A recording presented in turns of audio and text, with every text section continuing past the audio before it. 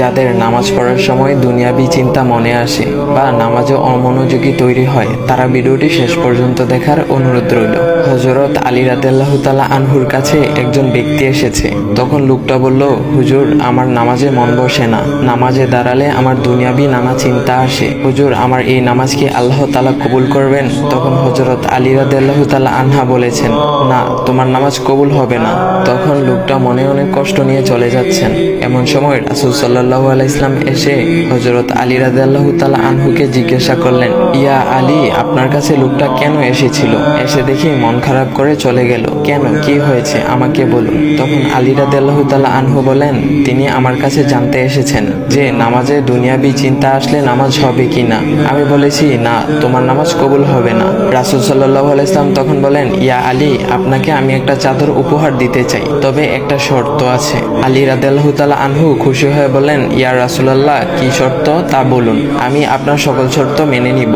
বুঝতেই তো পারছেন রাসূল সাল্লাল্লাহু আলাইহি ওয়াসাল্লামের চাদর বলে কথা। তখন রাসূল সাল্লাল্লাহু আলাইহি ওয়াসাল্লাম বললেন, ইয়া আলী, আপনি যদি এই মুহূর্তে 2 রাকাত নামাজ একনিষ্ঠভাবে পড়তে পারেন দুনিয়াবি সকল চিন্তা দূর করে, তাহলে আমি আপনাকে সেই চাদরটি উপহার দেব। আলী রাদিয়াল্লাহু তাআলা আনহু বলেন, এটা তো সাধারণ ব্যাপার।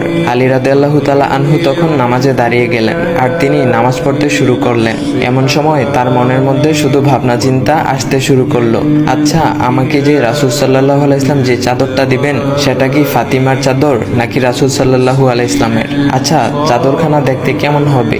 এই বিভিন্ন বিষয় নিয়ে ভাবতে লাগলেন। তিনি ভুলেই গেছেন যে দুনিয়াবি চিন্তা নামাজে আনতে রাসূল সাল্লাল্লাহু আলাইহি ওয়াসাল্লাম নিষেধ করেছেন। এর মধ্যে আলী রাদিয়াল্লাহু তাআলা আনহুর নামাজ পড়া শেষ। আলী রাদিয়াল্লাহু তাআলা নামাজ শেষ করে রাসূল সাল্লাল্লাহু আলাইহি ওয়াসাল্লামকে বলতেছেন, ইয়া রাসূলুল্লাহ, আমি আপনার শর্ত মেনেছি, এখন আমাকে চাদরখানা উপহার দেন।